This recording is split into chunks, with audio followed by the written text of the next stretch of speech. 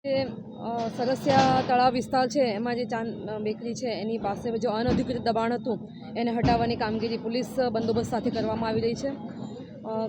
Collector સાહેબની જે આ જે સરકાર જમીન છે જેની અંદર અનધિકૃત પાકા દબાણો થઈ ગયા છે એને હટાવવાની કામગીરી ચાલી રહી છે, જેમાં 2 ડીસીપી, 5 એસીપી, 8 પીઆઈ, પીએસઆઈ અને 180 માણસોનો એસઆરપી સાથેનો બંદોબસ્ત ફાળવવામાં આવ્યો છે અને અત્યારે શાંતિપૂર્ણ રીતના આપ જોઈ શકો છો કે કાર્યવાહી ચાલુ થઈ ગઈ છે।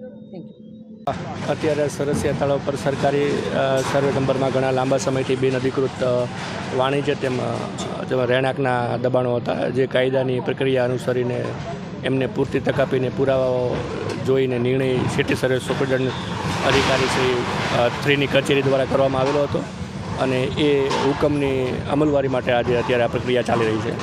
કાચા પાકા મકાનો કેટલા હશે અને કયા કયા મુખ્ય દબાણો હતા?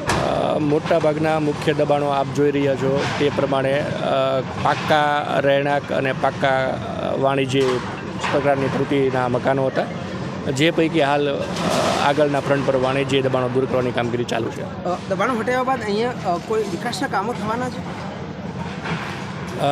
સરકારી સર્વે નંબર છે એટલે એ સરકારી સર્વે નંબરમાં હાલ વર્તમાનમાં ભવિષ્યનું કોઈ પ્લાનિંગ હોય કે ના હોય એને ખુલ્લું રાખવું એ તંત્રની જવાબદારી છે।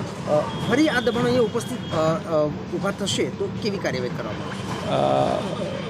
બિલકુલ સંભાવના નથી, કેમ કે આમને અમે કાર ફેન્સિંગ કરીને કોર્ડન કરી દઈશું।